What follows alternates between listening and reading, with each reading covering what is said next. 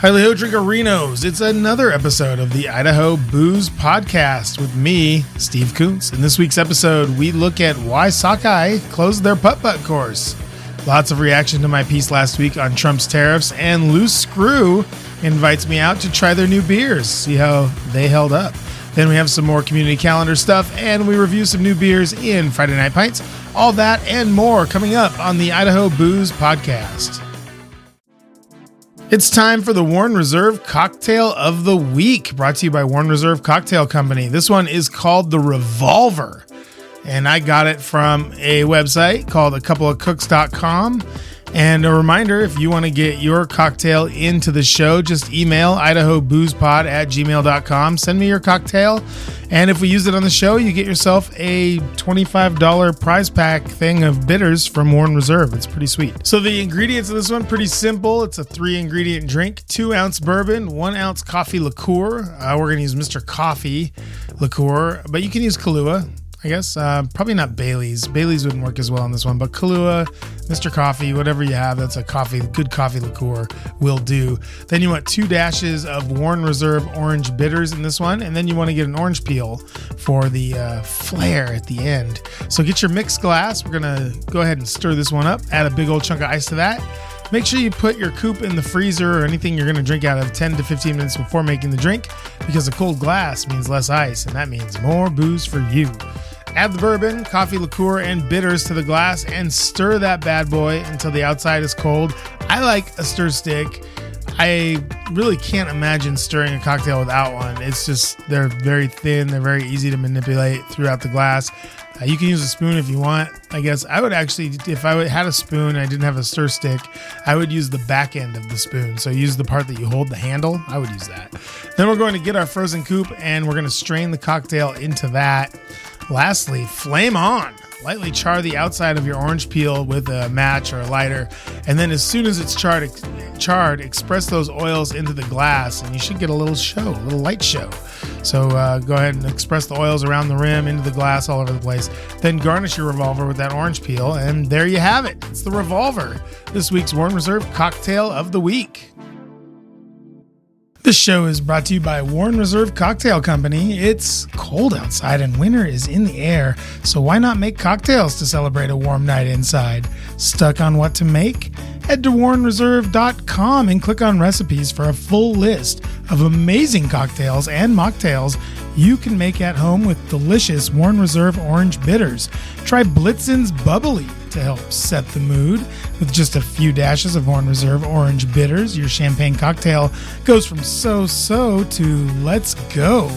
Listeners to this podcast get 15% off any order, $40 or more, with promo code IdahoBooze25 at checkout. That's 15% off syrups and bitters. Just use the promo code IdahoBooze25 at warrenreserve.com and save money with Warren Reserve Cocktail Company.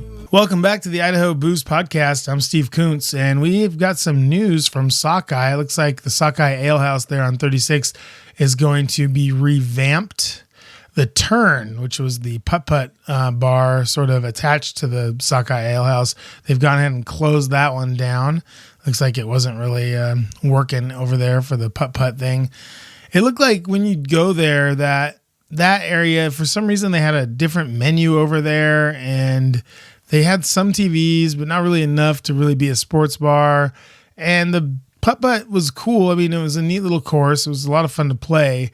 I just think that it maybe wasn't right for a couple of different reasons. One, the service over there was always kind of iffy. You never knew if someone was going to be over there or not. And then 2, I think the menu being different was kind of weird. I mean, why couldn't we just get like the same menu? It seemed like you're in the same building. So why not just give us the same menu? I don't know. And then the third thing was there was no rhyme or reason to the putt-putt. So it was just like grab a putter and go play some holes. And more often than not, it would be like kids or just random people playing here and there, not really in a row or anything. I think that in order to make something like that work, you have to maybe even charge for it. Like, so if they would have charged like $1 to rent the putter or whatever, I think it would have been probably a better situation, because then people would have actually played instead of just like sending their kids out there to hit balls around or whatever it was. So We're sad for Sockeye. Sorry that you had to close that thing up. I know that those guys worked really hard on it. We had Tyson on the show talking about it when they opened up. And so they're going to refresh the ale house experience. Looks like they're going to do a new menu. I know they hired a new chef. So that's going to be exciting. They're going to somehow revamp the vibes. I'm not sure how they're going to do that. And an upgraded private event space. So I think that turn area, that bar area that's kind of off to the side is going to turn into a private event space, which I think makes more sense. I don't know what they're going to do with the putt-putt course. I guess maybe that'll just go away. And then they're going to turn it into like a event space with more menus and offerings, stuff like that. So this just kind of goes into the bigger picture a little bit of what's going on with craft breweries all around, not just around town, but also, around the country. Like we said earlier, this was the first year that more breweries closed than opened in Idaho.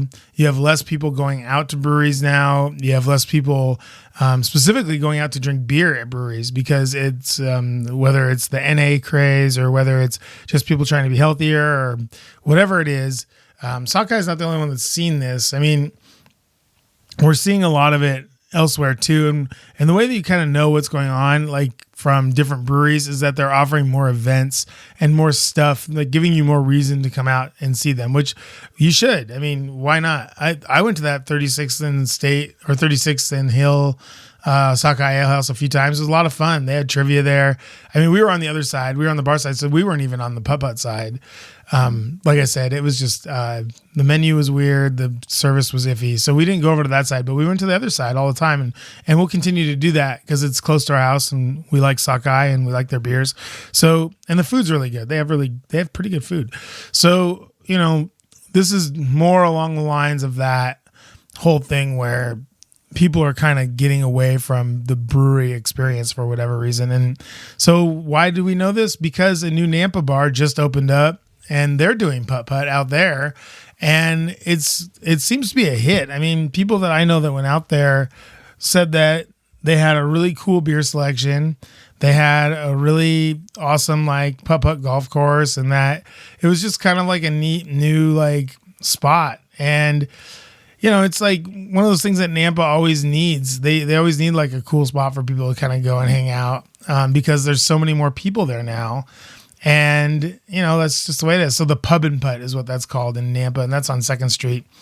So, and then, the owners out there are big craft beer people. So, they're giving people a reason to go out there. And you can even see from just the pictures that are on this website I'm looking at that the putt-putt course was well thought out. It has different, it has cool putt-putt course things. Like if you're going to open a putt-putt course, it needs to have cool shit. You got to have a clown's mouth and you got to have one that goes up and down. You got to have little bumps. You got to have all sorts of shit. The one at Sockeye was just kind of flat. There was a couple spots where you could bank it off of something, but it wasn't like anything. I don't think they really put like a ton of effort into the putt-putt course. I think they just kind of thought if we build it, they will come. So that's been a big problem with breweries here as well. I mean, Payette is the ultimate example of that, right?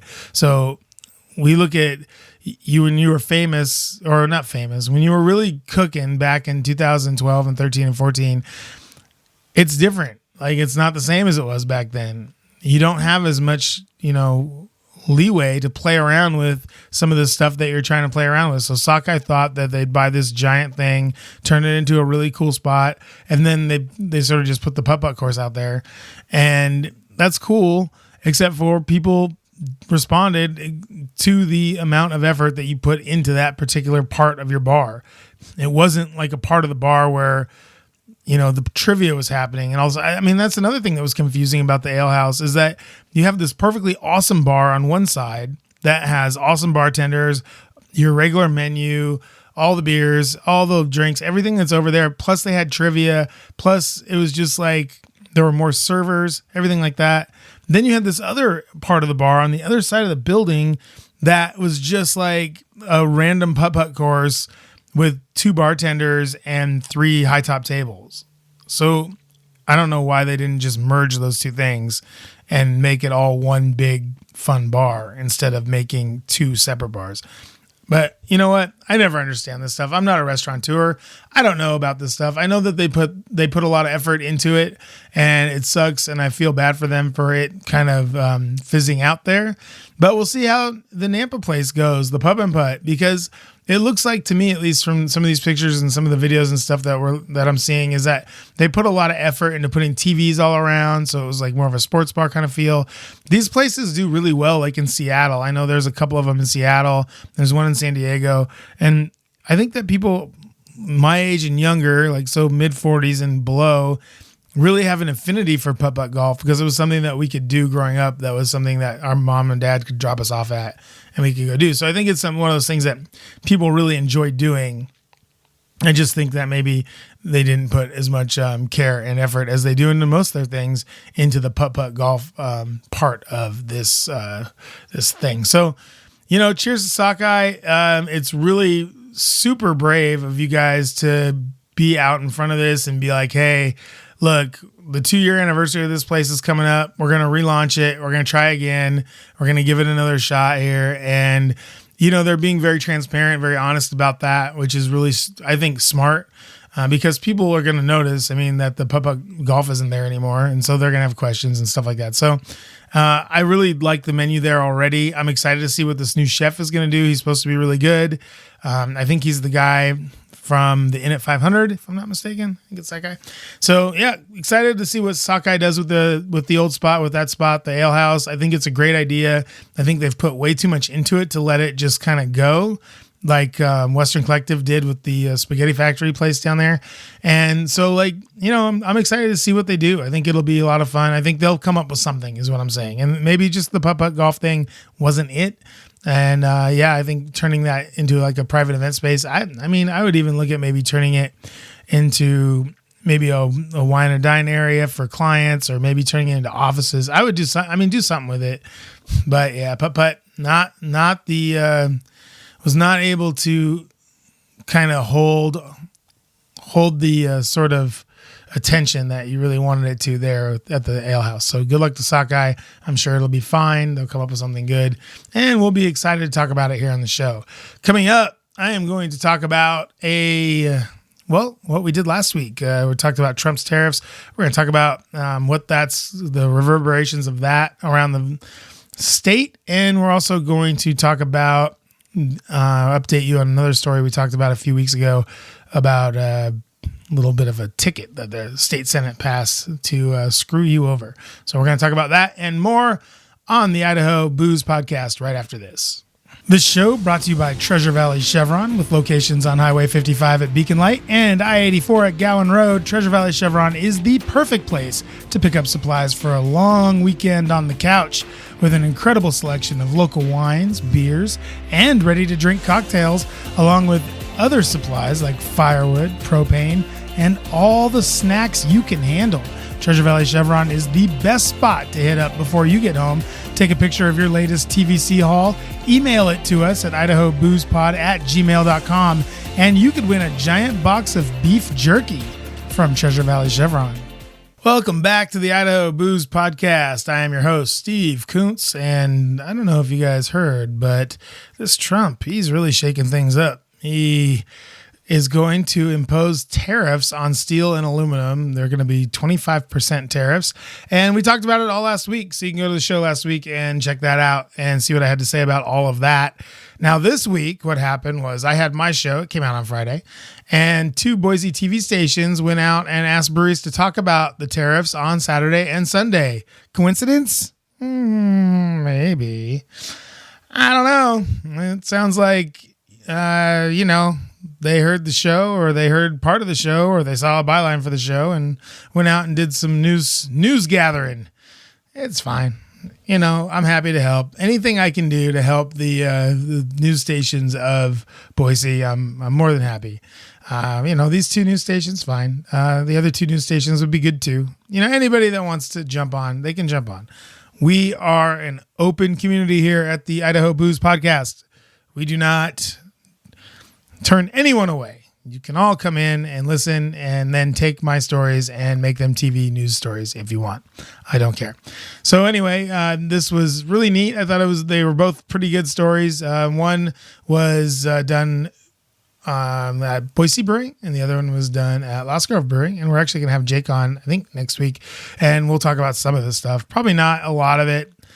Honestly, what else is there to say? I mean, the tariffs, if they happen, which who knows if they will impact everybody. It's not just going to impact beer. It's like we talked about last time. It's going to impact milk. It's going to impact pretty much any section of any industry because everyone uses steel. But I did want to play a couple of clips on here. So we have, this is Colin Radine from Boise Brewing. We haven't had him on yet. We had Lance on from Boise Brewing, which was great. Lance is awesome. And anytime you want to come back, Lance, more than welcome. But this is Colin talking about the tariffs. The actual aluminum in the can itself is a significant expense for making a six-pack as it is. So if that goes up by 25%, that's a pretty big impact to our cost. We're not wanting to charge you more for a six-pack. It's just the nature of our economics, and that's what we will have to do. Yeah. I mean, that's pretty much what we were saying last week, wasn't it? Like, it's not going to be up to the breweries at that point, whether to charge more or charge, keep charging the same. I mean, they're not going to be able to charge the same. It's just kind of the way it's going to be. And then I think Colin went on to talk about how they're kind of a community-owned brewery, so anytime any of these things go up, any of these costs go up, they automatically have to raise prices in order to, make sure that everything's cool with the shareholders and everything like that. So, it's one of those things where, it sucks. I'm sure they want to keep six packs at $10.99 or whatever they're at right now, $11.99. I can't remember. I mean, it's gonna be happening because of this thing. I mean, they're gonna go up. So, and then Jake was on. He was on our friends over at Channel 7, and he had this to say.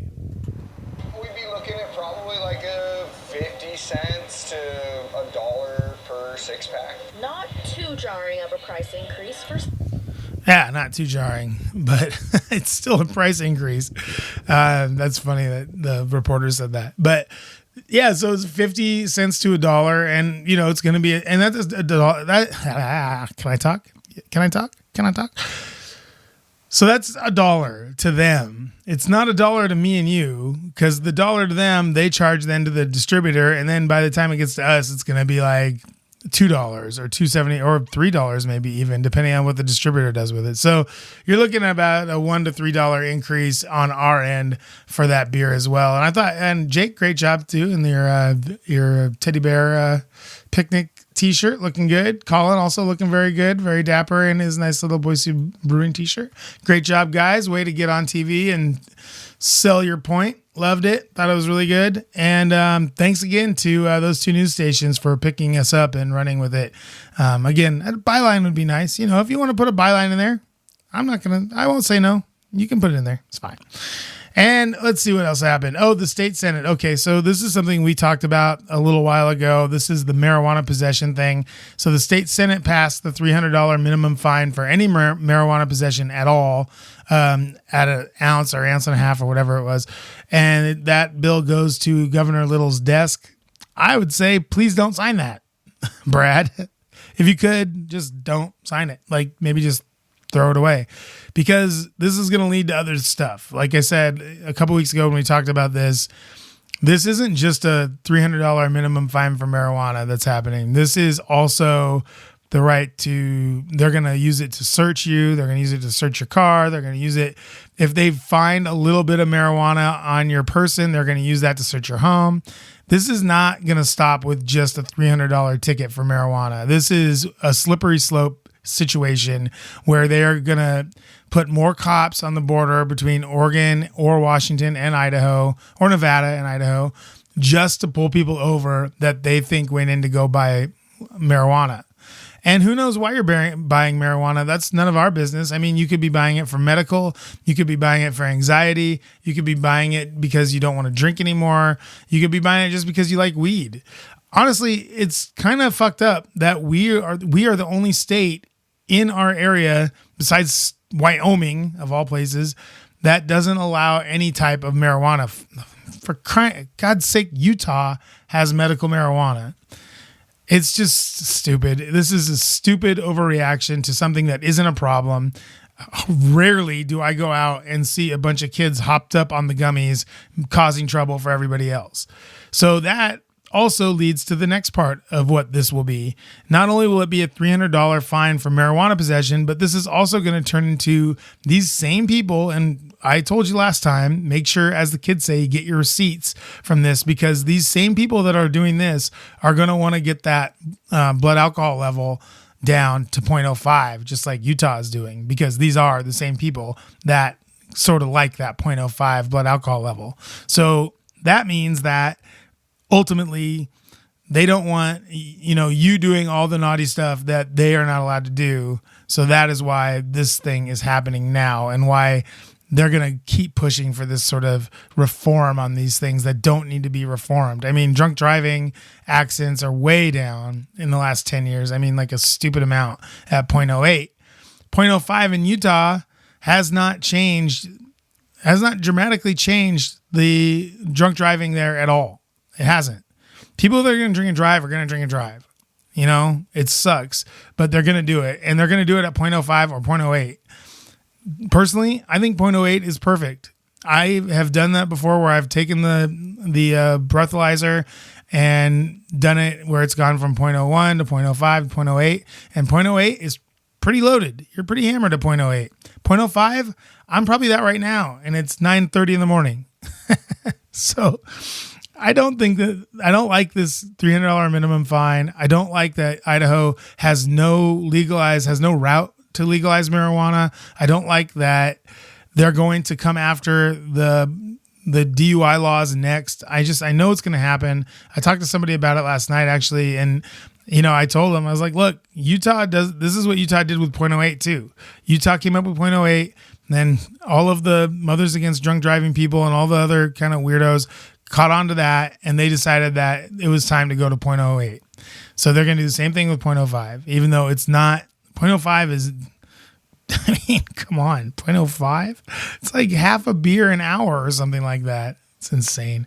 But the state Senate passed it. So Brad Little, the ball is in your court. The bong is in your court, Brad Little, whether or not to pass this thing. I say don't. And, next time I see you, I'll say the same thing if you haven't already signed it, because it's a silly fine. It's a silly law. It's ridiculous that our state isn't making money off of marijuana, and I know it's coming next, and we're just trying to stop it. The Idaho Booze Podcast is brought to you by Boise Beer Buddies. Dry January is over, and it's time to get back in touch with your friends at the local watering hole. Don't be fazed by those pint prices. Be a buddy and get a Boise Beer Buddies card to save money on beers all around the Gem State. With the Boise Beer Buddies app, you can plan your night around saving big on all the porters, stouts, and IPAs you could ever want. Don't have a card? No problem. Buy one card, get one free with promo code BOOZEPOD at checkout. Now you and a buddy can save big bucks on those beers with Boise Beer Buddies. Welcome back to the Idaho Booze Podcast. I'm Steve Kuntz, and we are going to get back to some drinking. Last night, got invited out to Loose Screw's new pub out there in Meridian. It was also a Boise Beer Buddies event, so two birds with one stone. Got to see Stacy out there and a bunch of Meridian's finest chamber people. Lots of chamber people doing business, lots of vests. Good time was had by all. Great job, Loose Screw. Great job, Stacy. Awesome job, bros. So the first beer that I had, so Loose Screw, okay, so Mike Garcia, we had him on with Marcos and Jake a little while ago. I don't know, 2 months ago, maybe 3 months ago, can't remember. And they had just put in their new brewery. They were brewing beers out in Emmett, I think. And so Mike sends me a text a couple weeks ago, and I'm off, obviously a terrible person. Mike sends me a text, says, hey man, we got beers up from our new system. Would love for you to come out and try them. Really nice invite. I, of course, say, yeah, see you tomorrow. Yeah, I'll see you tomorrow. I'm a terrible, awful human. So finally got out there last night, and man, oh man, they had a bunch of beers up. I'd say they had probably 8 or 9 beers up from their new system, maybe 10 beers up from their new system. They were down to 3 guest taps, which was really cool. And man, I got to tell you, it made a difference. The beers that I had that were from the last system that were on this system, way better, cleaner, I don't know, what, maybe it was traveling. I don't know what it was, but this shiny new system really pumped out some nice liquid. And also I got to say a quick shout out to Marcos and Jake. Man, you guys must have been working just like crazy. I overheard them talking, and I guess they're working they're working 2 shifts. So Marcos is coming in working in the morning, Jake's working at night. So they've been brewing their asses off over there at Loose Screws, and I don't know how to talk. They've been brewing their asses off over there at Loose Screw. It's just 1 loose screw, not 2 or more.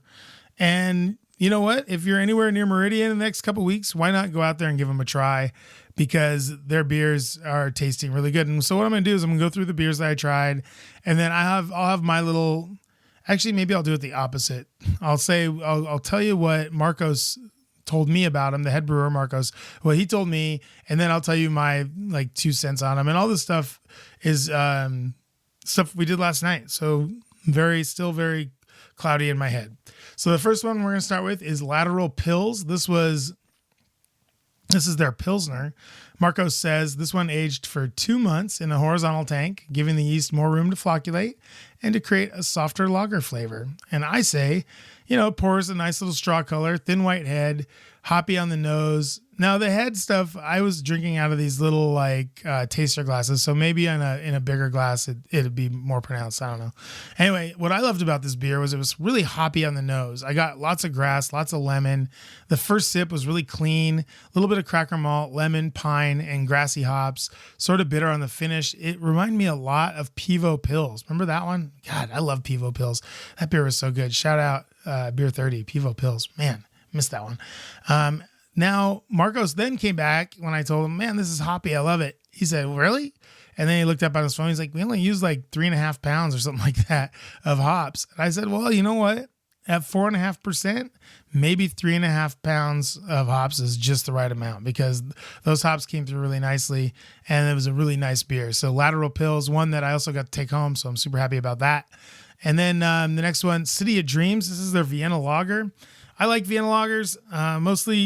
Most of the ones you have are not lagers. They're usually some type of ale that they just call Vienna lager. This one was brewed in the old world style, double decoction. Marcos says we really wanted to give it a traditional Vienna lager feel. This was our first decoction beer, and we talked about that in that episode. So go back to that episode if you don't know that word, decoction. It is a traditional way of brewing without thermometers. It's kind of neat. And it really does add to sort of the flavor. It kind of makes it so that the lagers are more successful in the end, I guess. I don't know. This is our first decoction beer, and so we brewed it with German ingredients. So they used all German ingredients. It was brewed with double decoction using German malts and hops. Now I get a lot of honey, graham cracker, grassy hops on the nose. And then when you take that first sip, now this is usually like a Vienna. So a Vienna lager will have a big burst of flavor in the front. You'll take a sip of it and it'll be like honey, graham cracker, boom, just right on the face. Like you get it right away. You it's right there.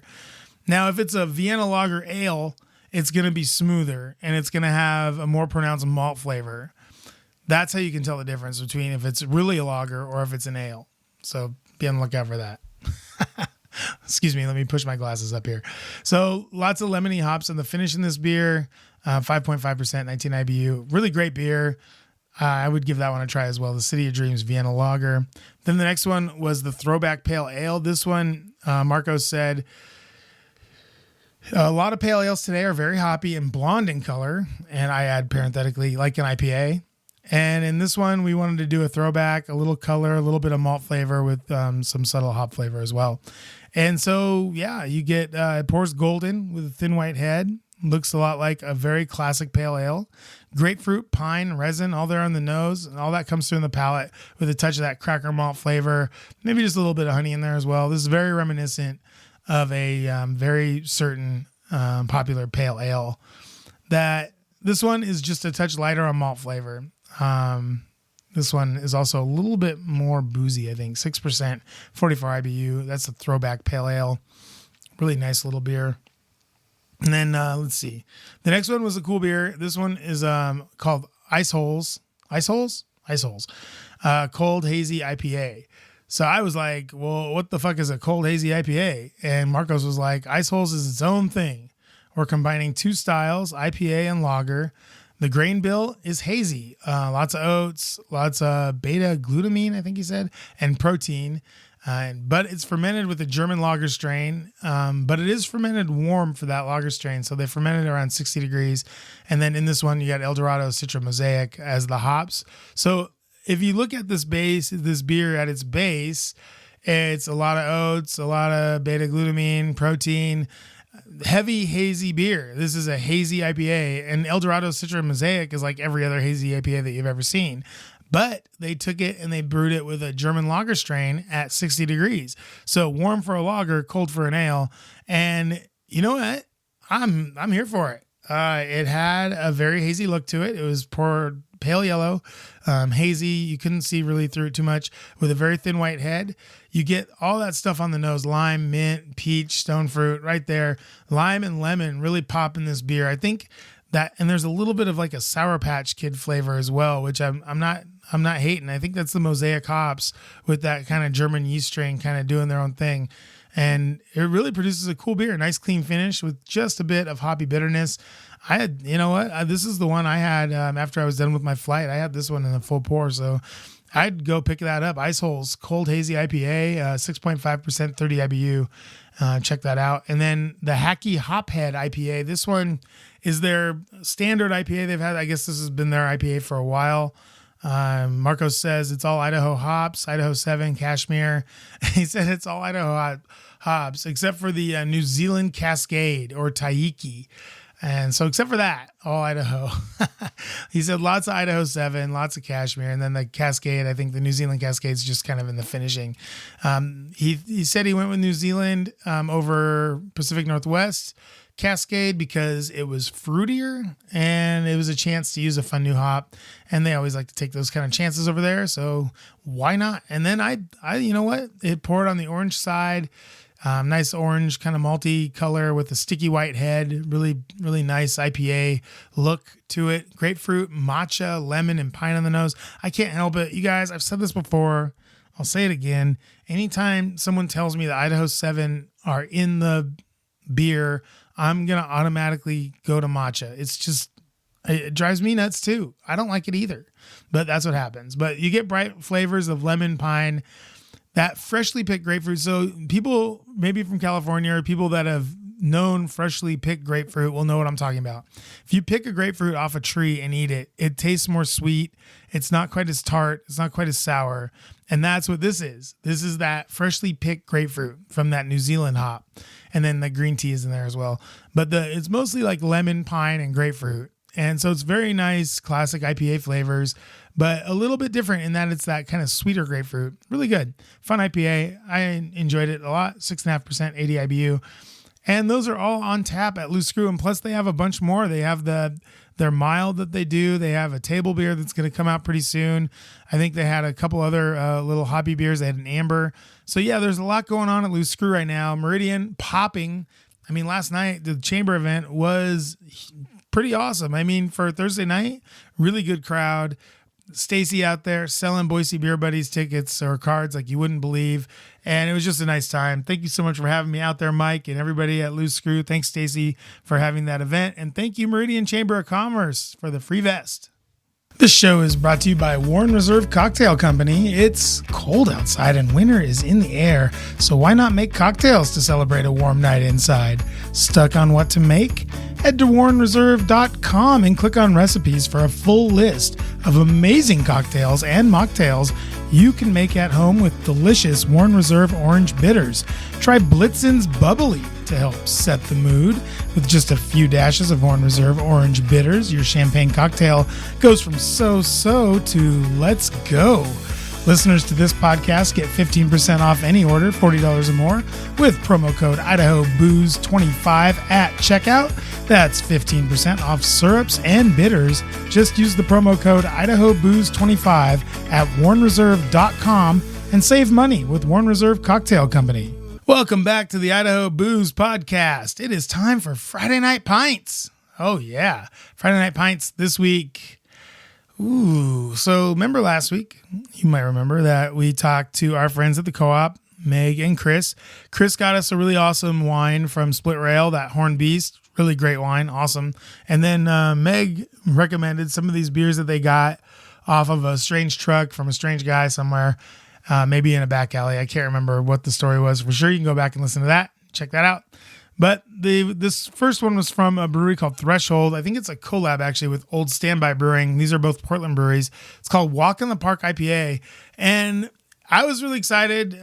Meg was pretty excited about it. I opened it up and it was pretty basic. It had lots of citrus, some good hoppiness in it, maybe a little bit of that kind of stone fruit. It was a West Coast IPA for sure. The one thing about it, it did taste a little stale, which I would say I'd love to get this one fresh sometime. This one, yeah, a little stale, but you know what? There was a good beer in there somewhere. Threshold, Old Standby, Walk in the Park IPA, and that one was in cans at the co-op. And check the date. If there's a date on there, maybe get one that's a little bit newer than whatever I got. But it tasted okay. It was just a little old. I'm not like a big date guy. I mean, I know why people do it, and I know I should kind of look at, like, I look at dates kind of like, okay, is it within 6 months? That's my thing. And if this one was within 6 months, then cool. But if it wasn't, then it was a little stale. It's all right. Threshold Jackknife Salted Caramel Stout. This is salted caramel and chocolate stout. This one from Threshold, really good. A good amount of salt, salted caramel. That was really in the nose, really in the flavor. I wouldn't say it was dominant because it was more like one of those brownies, you know, that you put the salt on top of. Really tasty. It was pretty sweet, but the bitter chocolate kind of helps balance it out. So yeah, I really enjoyed this stout. I think it was on the lighter side. I don't remember what the ABV was, maybe like 6.8, something like that. But it was a nice little stout. Threshold Jackknife Salted Caramel Stout. Check that out at the co-op. And then Trapdoor, this is the Normacore IPA. This one, it's billed as an extremely normal IPA. And wouldn't you know it? It was pretty normal. Lemon, lime, white wine, some stone fruit on the nose. It has some, I saw some Nelson Sauvignon hops in there. So you get that sort of Sauvignon Blanc white wine kind of flavor. Lemon and the white wine carry through to the palate. The finish, a little sweet, but the bitterness comes in a little bit there. It's not overly bitter. It's pretty extremely normal. And it drinks almost kind of like a hazy instead of a normal IPA, I guess. I just hope that Dr. Van Nostrand would approve, and I think he would. 7% found in cans at the Boise Co-op. That's going to do it for Friday Night Pints. We're going to come right back, close up the show, do a little community calendar, and wrap it up right after this. Welcome back to the show. I'm Steve Kuntz here to wrap things up. We're going to start with a little community calendar here. Looks like Good Apple Tap House, 5th year anniversary. Congratulations, you guys. Way to go. And they're celebrating it over the course of, looks like 3 or 4 days. And tomorrow we have Lindsay Autumn. She's going to be playing at Good Apple Tap House from 7 to 9 p.m. That's something that sounds like a lot of fun. Tonight, actually, if you're catching this show today on Friday, karaoke night, 7 to 10 with DJ J. I had to work on that name, DJ J. There's going to be prizes out there and lots of fun stuff. And Boise Beer Buddies, by the way, receive $1 off your first drink. So maybe take advantage of that. So that's something to do. Also, we have Parcero celebrating their 1 year anniversary. We mentioned this last week. This is a wine bar in Garden City. February 21st is the last day of the celebration. You get 20% off all beer with your Boise Beer Buddies card. There's going to be some exclusive specials tonight and a lot of good fun to be had after that. Looks like Lost Grove is having a party, the Après Ski Party. This is going to be at their La Pointe Brewery Saturday, 2 to 6 p.m. You can get your gear dialed in. You can get a ski or snowboard tune-up. Après Mobile Ski Tech will be there to do all that. There's going to be DJ sets. Maybe DJ J will be there. Cozy drinks, cold beer, and you can meet some people and win $50 and blah, blah, blah, blah, blah. That'll be super fun. We'll have Jake on next week to talk more about Lost Grove. I'm excited to have him on. Haven't talked to that guy in a little bit, so it'll be fun to kind of hash it up with him. And this is a big one. Meriwether celebrating 9 years. Congrats, Meriwether. We talked about this, I think, last week.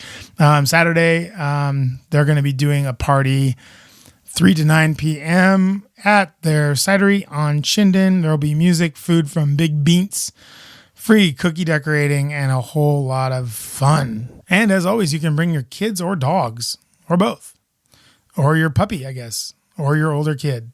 Either way, $1 off your first pint of cider with your Boise Beer Buddies card. So that's pretty cool. We like to see all that stuff. And thank you to Boise Beer Buddies for supplying all that information. You guys go to boisebeerbuddies.com, sign up for a card, use my promo code BOOZEPOD at checkout. You get a 2-for-1. You get a BOGO on your Boise Beer Buddy card. Got one other thing here. It looks like Pre-Funk Nampa is having their 8th annual Beer Rep Chili Cook-Off. This is going to be on February 27th, which is National Chili Day. I think Sockeye is also having their chili cook-off one of those days too. Anyway, join Ryan and Heather out there at Pre-Funk for a bunch of chili. It looks like, Sierra Nevada will be there, so Mike will be there. Fremont, Sockeye, Barbarian, Two Towns, Mother Earth, and Bear Island will all be there to compete in this chili cook-off. So we'll see who wins that. Maybe I'll head out there for that one. I haven't been out to see our friends Ryan and Heather in quite some time. And it's always nice to get that familiar greeting whenever I walk in. Hey, Steve, and all right, guy. I do appreciate that. So that's going to wrap up the community calendar for right now. If you have anything to add to the community calendar or anything else, please send it in, idahoboozepod@gmail.com. I will happily and graciously talk about whatever it is you're doing right here on the show. And just want to send a quick shout out to everybody. I know this is kind of weird to say, but I'm a big SNL guy, so it was really fun to see the 50th anniversary concert and show. If you have an hour or 3, I definitely recommend checking out the SNL 50th anniversary concert. That thing was bananas and super cool. Just all the artists and all the comedy stuff and just everything. It was all really great. The show itself was really good too, but man, that concert, that thing stuck with me the whole weekend. So make sure you check that out. I want to thank everybody for listening. Thank you so much for, continuing to listen to the show, continuing to support us. Really appreciate it. Really appreciate the Warren Reserve Cocktail Company. Thank you so much. Make sure you get over to warrenreserve.com. Use my promo code Idaho Booze 25. That's going to be 15% off any orders over $40. Also, if you have a cocktail of the week that you want to send in, send that in. Come on, just do it. Send it to me and you will probably get a prize pack from Warren Reserve. We have a couple of those prize packs to give away. I also have some individual bottles of their amazing cocktail bitters. They are really good. So make sure you get on that. idahoboozepod@gmail.com. Send it in or hit me up. We're on X, we're on Instagram at The Daily Beard, at Steve Kuntz on Facebook. You can hit me up there. Also on Substack, just look for me, Steve Kuntz, or Friday Night Pints. You can find there. Idaho Booze Pod, you can find there as well. We're on Spotify, we're on Apple, we're on YouTube, we're on, what am I forgetting one? Substack. We're on all the streamers. I think we're even on Odyssey and some other stuff like that. So make sure you're checking out, sharing the podcast, rate and review. Tell me how I'm doing. I'd love to hear from you guys. Just what you want to see, what more you'd like to get into, stuff like that. We're going to be doing more wine and booze coming up. We also have some business stuff coming up that we're going to do. And then we're going to try to kind of branch off into like maybe a little business section as well. So I know a lot of you guys out there listening are brewers or work at breweries. So we're going to try to create something just for you as well. So lots going on. Really excited to bring this stuff to you and really excited to kind of get going with it and make sure that we're getting you guys the best show possible. So really stoked about next week. We're going to have Jake on from Lost Grove, and then we have some other fun guests coming up in the future. I talked to some people last night. We're going to get some really cool guests. So just bear with us as we work our way through the kind of doldrums of February here as all the breweries and wineries and distilleries try to catch up from dry January. That's really what's going on. I mean, everybody I talked to is like, I'd love to be on, but da-da-da-da-da. I get it. Totally fine. No big deal. But I can obviously talk forever. So no big deal to me. Feel bad for the audience a little bit, but that's okay. Anyway, thank you so much for listening this week. Next week, like I said, hoping to have Jake Black on from Lost Grove. He's a great dude. He has a lot going on over there at Lost Grove that you might not know about. And I think that his beers are really good. They have a lot of fun new beers that they're doing. And there's also some stuff going on kind of behind the scenes that I think you all will find very interesting. So we'll have that next week. Until then, good day and good drinking, everybody.